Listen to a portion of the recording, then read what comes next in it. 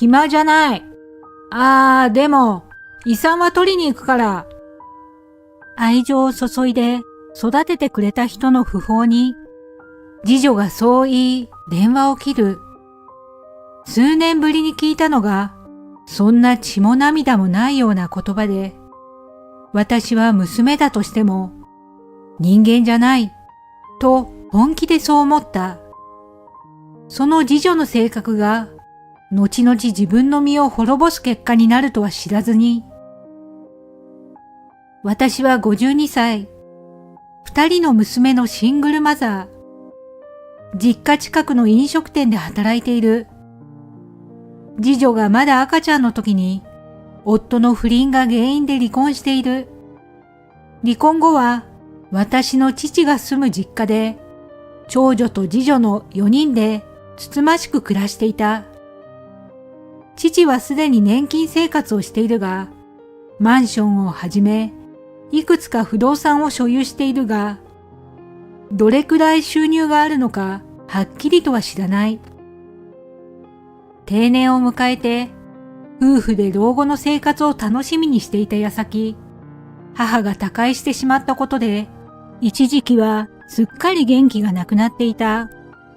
だが、私たちと一緒に住むようになったことがきっかけで、孫の成長が生きがいとなり、元のように活力みなぎる父へ戻ってくれた。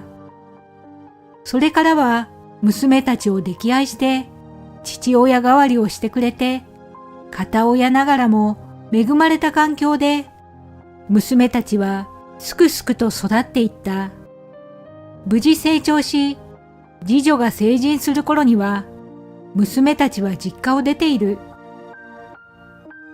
話は遡って娘たちが思春期になる頃、長女は真面目でおとなしくも家族思いで優しい子に育った。家事手伝いを進んでしてくれて、遅くまで仕事をする私は大助かりだった。対して次女はというと、要領が良くて愛嬌のある子に育った。大学進学を目標にしていたので、家族全員で応援していた。私も父もあくまで平等に姉妹に接してきたが、次女だけは毎月の小遣いでは足りず、よく父におねだりに来ていた。自分の意思で入った私立高校の学費なども含めて、公立高校へ入った長女と比べても何かとお金がかかっていた。数年後、隣町の会社へ就職し、一人暮らしを始めた長女に対し、大学へ入学した次女だが、勉強そっちのけで遊んでばかり。浪費もどんどん激しくなる次女に、私も父も心配になっていた。おじいちゃん、5万円ちょうだい。また、あなたは、そんなにお金一体何に使ってるの？その日も父にお金を無心してきたので、私は次女をたしなめようとするが、別にいいじゃん。自分磨きだよ。今度友達と旅行して、インスタ映えする写真撮りに行くの。インスタ？そう、写真とかをネットに投稿して、見栄えがいいと世界中の人にたくさん評価してもらえるの。私のスキルアップのためなんだから、お願い、お小遣いちょうだい。本当にあなたって子は、父さんも渡さなくていいからね。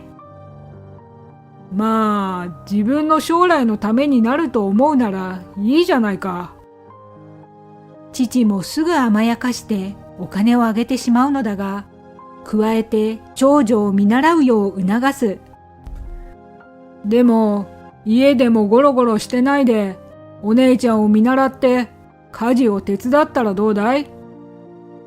いやよ、お姉ちゃんは家事なんてしてたから学力がなくて大学に行けなかったんでしょ？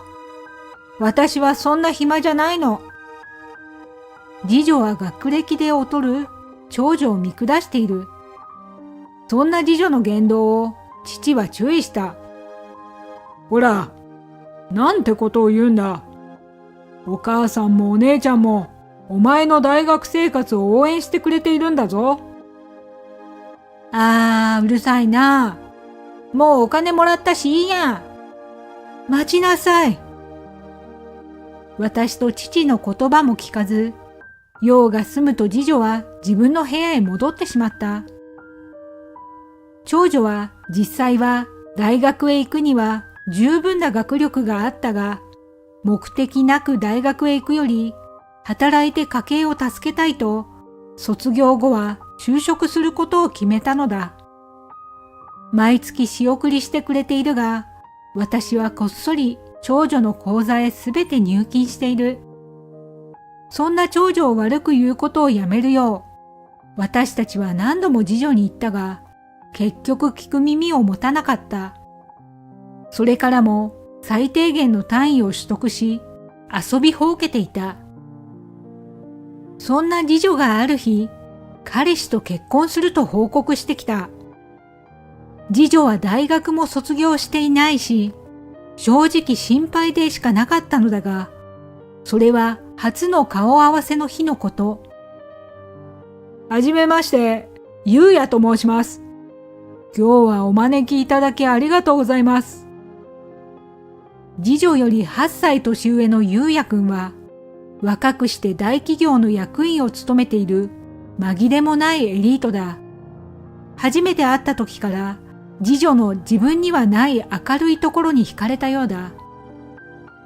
最初こそ否定的に思っていた結婚だが、誠実な彼の姿を見て、次女にも夫婦生活を通してまっとうに生きてもらえればと思い、二人の結婚を祝福することに決めた。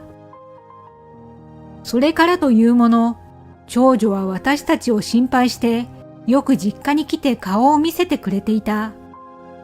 ただ、入籍後すぐ実家を出て、夫婦で二人暮らしを始めた次女からは、全く連絡がなく、こちらからの連絡にも出ることはなかった。それどころか、お盆や年末年始は、ゆうやくんが連絡をよこしたり、彼一人で挨拶に来る始末だ。その時にゆうやくんから、次女が卒業後就職したことや、結婚式を挙げようと考えていると聞いたが、娘本人ではなく、娘婿からそれを聞くのは複雑な気持ちだ。あれだけ愛情を注いでくれた父にすら連絡をしてこない態度は、お金の心配がなくなったら用がないと言っているようで、正直私は次女に対していい感情は持っていなかった。父と二人で実家で過ごすようになって3年が過ぎたある日のこと、仕事中の私のもとに病院から父が倒れたという連絡が入った。急いで病院へ向かうも、父はすでに息を引き取ってしまっていた。医師の話では心不全を起こしたようだ。庭で倒れた父に近所の人が気づいてすぐに救急車を呼んでくれたが、到着した時にはすでに手遅れだったらしい。昨日まであんなに元気だったのに、あまりに急なことだった。私は泣きながら長女に連絡すると、慌てた様子ですぐ向かうと言ってくれた。次女へも連絡はしたのだが、相変わらず出ない。しかし、父の訃報を知らせないわけにもいかず、繰り返し電話をかけた。ようやく5回目の電話で次女に連絡がついたのだが、出るなり次女はこう言ってきた。しつこいなあ、もう何の用？めんどくさそうな口ぶりの次女だが、私は父の訃報を伝えたのだった。実はね、今日おじいちゃんが亡くなったの。急なことだけど心不全だって。忙しいかもしれないけど、実家の近くの病院まですぐ来てほしいんだ。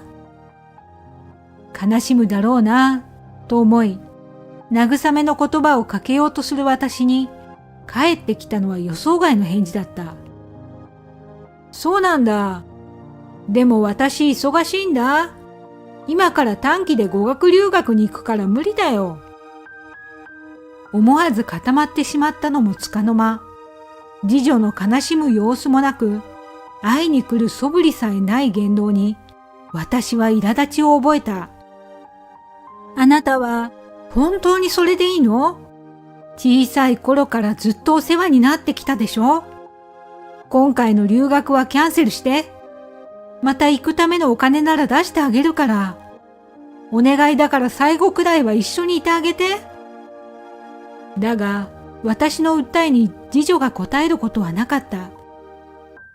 世話になったのはお母さんたちが離婚して実家に行ったからでしょ？恩着せがましいこと言わないでよ。有給も全部使っていくんだから、次いつ行けるかわかんないじゃん。それに、おじいちゃんも孫がスキルアップできるチャンスを潰すことは望んでないでしょ？だからあとは、お姉ちゃんと何とかしといてね。じゃあ、私準備で忙しいから。あ、でも後で、遺産は取りに行くからよろしく。そう言って電話は切れ、私は唖然としてしまった。次女にとって父の存在とは何だったのか。都合よく小遣いをくれる祖父でしかなかったのかと。そんなことを考えていると、長女が到着した。安らかに眠る父の顔を見る長女に、改めて父に何があったか伝えると、長女は泣いた。おじいちゃん、あんなに可愛がってくれたのに、何も恩返しできなくてごめんね。声を詰まらせて泣く長女に、私もまた涙が溢れて、思わず長女を抱きしめた。おじいちゃん、ずっとあなたに感謝してたよ。だから、最後は笑顔で見送ってあげようね。とうなずく長女。それからも長女と私で何度も次女に連絡を取ってみようとするが、結局出ることはなかった。通夜と葬式には長女が協力してくれたが、次女がいないことに気づいた親戚たちは口々に非難していた。私は次女は海外留学中で帰ってこれなかったとこの時はごまかしていた。ところが、次女の婚約者のゆうやくんが葬儀に参列した時、挨拶をした後に、次女がなぜいないのか聞いてきたことで状況が一変した。妻の姿が見当たらないのですが、こちらに来ていますよね。私も長女も顔を見合わせてしまった。留学のことをゆうやくんは知らないのだろうか。まさかと思った私は聞いてみた。語学留学に行くって聞いてたんだけど、もしかして知らされてなかったの？ずっと連絡が取れなくて知ってるかと思ってたよ。彼はしばらく考えるように黙り込んだ後、ちょっと失礼しますと言うと、次女に電話をかけていたが出ることはなかった。留学のことは聞いていませんでした。実は最近勉強が忙しいからといって友達の家に泊まったきり家にも帰ってきていなかったんです。結婚式の話もしたいのですが帰ってこないから話が進んでいなくて、実は妻は浮気をしているんじゃないかと思っています。今回の留学のことも事実かどうか疑わしいです。葬儀の場でこんなことを言って申し訳ありませんが。謝るゆうやくんに長女がこう返した。いえ、むしろ話してくださってありがとうございます。私たちも妹について何かわかればすぐ連絡しますので。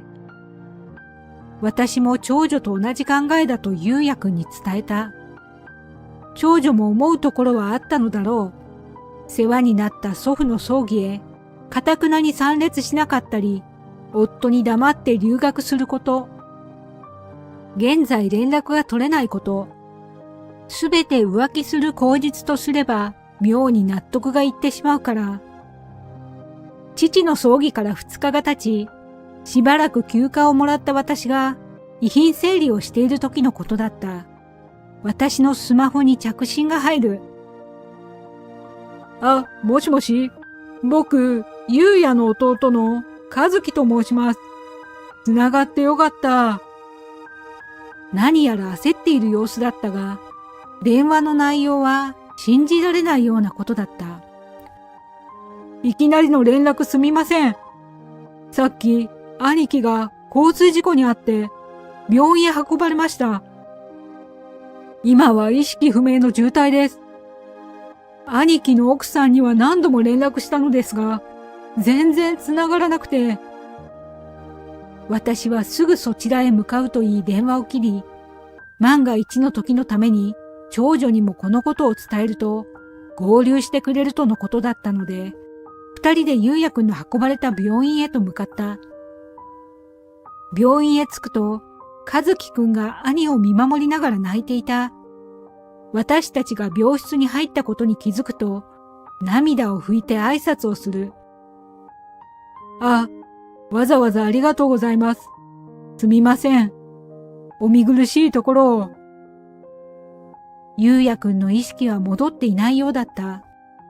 ご両親は医師の話を聞きに行っているとのこと。落ち着きを取り戻した和樹くんは、私たちにぽつりぽつりと優也くんの話をしてくれた。次女とのすれ違い気味な結婚生活について悩んでいたこと。浮気の疑惑があったが、次女を信じたいと話していたこと。医師の話では、回復は絶望的だということ。話し終えると、和樹くんがつぶやいた。兄貴、こんなのってないよ。俺、世話になりっぱなしで、何も返せてないよ。弟思いの兄だったのだろう。泣きながらそういう和樹くんの気持ちは、私たちもよくわかる。気持ちわかります。私も数日前そうでしたから。今はお兄さんを信じて、目を覚ましたとき、笑顔で迎えてあげましょうね。優しい言葉でそういう長女に、和樹くんはひたすら泣いていた。優也くんは何度も呼吸が止まっては持ち返し、必死に生きようとしたのだが、目を覚ますことがないまま、ちょうど1ヶ月後に息を引き取った。訃報を次女に伝えようとしたが、やはり出ることはなかった。私たちは今までの感謝の気持ちを込めて、優也くんの葬儀を進んで手伝った。優也くんの葬儀から1週間ほど経ち、週末で休みだった長女が、父の遺品整理を手伝ってくれていた日のこと。長女のスマホに次女から連絡が入った。父が亡くなり、自分の夫も亡くなっているのに、1ヶ月以上も連絡が取れなかった次女。今更何の用かと、私もその電話に聞き耳を立てた。はい？今更どうしたの？そういう長女に、次女は相変わらずな様子でこう返してきた。ああ、お姉ちゃん？今日本に帰ってきてるんだけど、私の分の遺産どうなったのよ。開口一番に金の話をする次女。その態度に我慢の限界だった私は、次女と話すため、長女のスマホを奪い取った。あんた、優也くんにも黙って海外へ行ってたそうじゃない。どういうことか説明しなさい。何？お母さんもいるの？私は説明したんだけど、あの人が聞き逃しただけなんじゃない？もう一回ちゃんと聞いてみてよ。それより遺産は？私は次女が海外に行っている間に起きたことを怒鳴りながら伝えた。優也くんは事故で亡くなったのよ。この世にはもういないよ。嘘だと思うなら彼の実家に行ってみなさい。何って、どういうこと？何かを言っていたようだが、電話を切った。ただ最後の様子だと、次女は義実家に行くだろう。和樹くんにこのことを伝え、私たちも彼の実家へ向かうことにした。私たちが先に着いてしばらくして、次女がタクシーに乗って義実家へと着いた。慌てた様子で自分の旦那の家を見ると、号泣しだした。ああ、ゆうや。本来なら、妻である次女にみんな同情するのだろう。だが、和樹くんも私たちも次女に対して冷たい視線を送っている。そんな次女に私は聞いてみた。あなた今まで何をしていたの？語学留学だって言ってんでしょうが。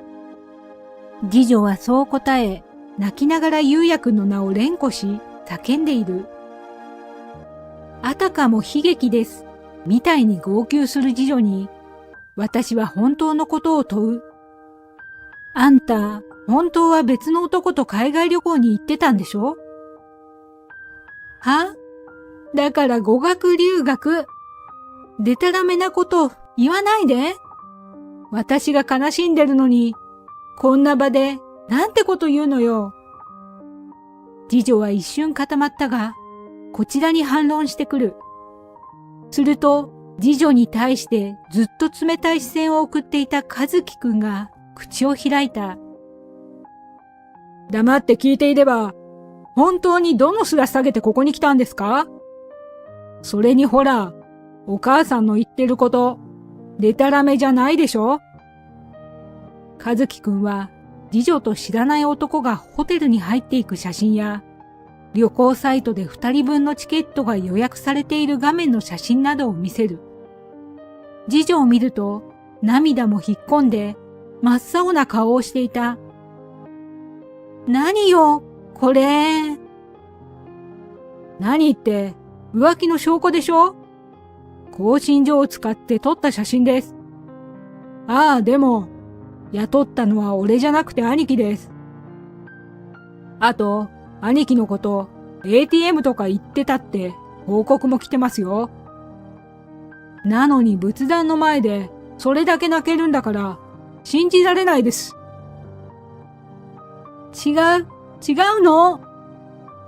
はっきりしない次女に、長女も痺れを切らしたようだ。言い逃れできると思ってるなら大間違いだからね。あんなに可愛がってくれたおじいちゃんの葬儀には来ない。挙句、ゆうやさんを裏切って浮気して海外旅行だなんて、人として最低だね。ごめんなさい。全員から叩かれ、観念した次女は泣きながら浮気を認めた。そして次女の1ヶ月間の行動が明らかになる。更新所の調査では、海外旅行は1週間程度だったはず。その後、どこにいたんです？泣いていて、なかなか話が見えてこなかったが、まとめると浮気相手宅にいたようだ。帰国後、ゆうやくんに電話をかけたがつながらず、4週間いつもの感じで浮気相手と遊んでいたと、こんなことになってるとは思ってなかった、とのことだ。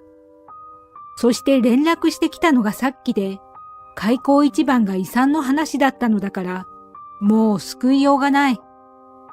和樹くんは次女に対して訴えを起こすことを告げた。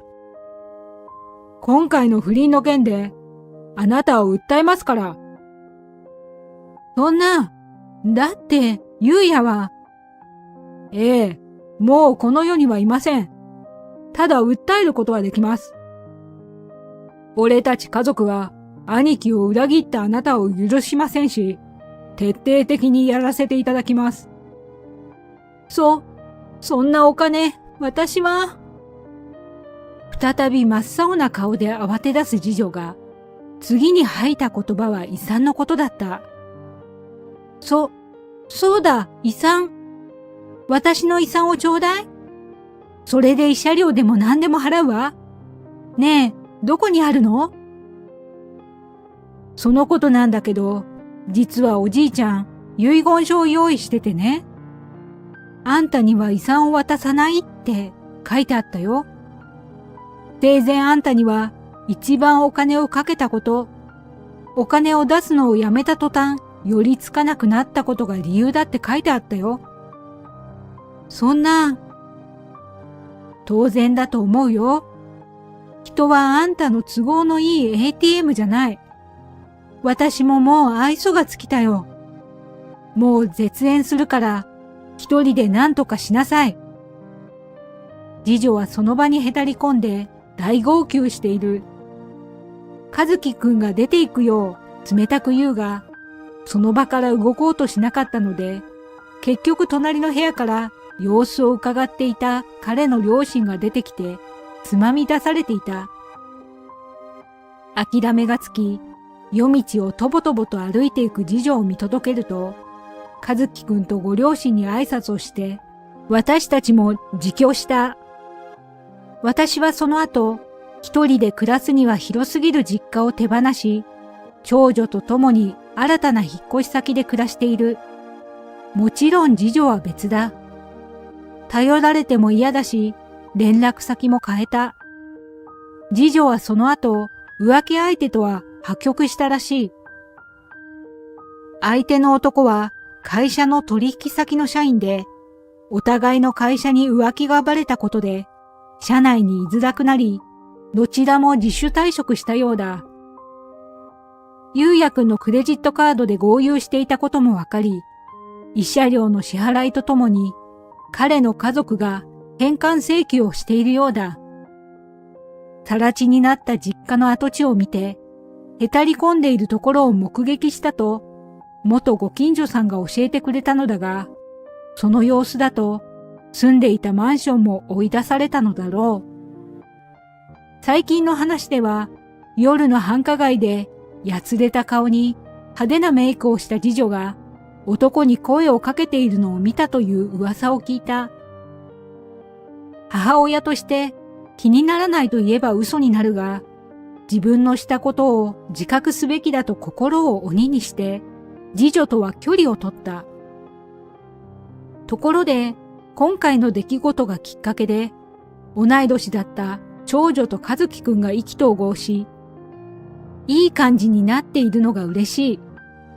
内緒で和樹くんが教えてくれたが、長女に最初に会った時に何か感じるものがあったらしい。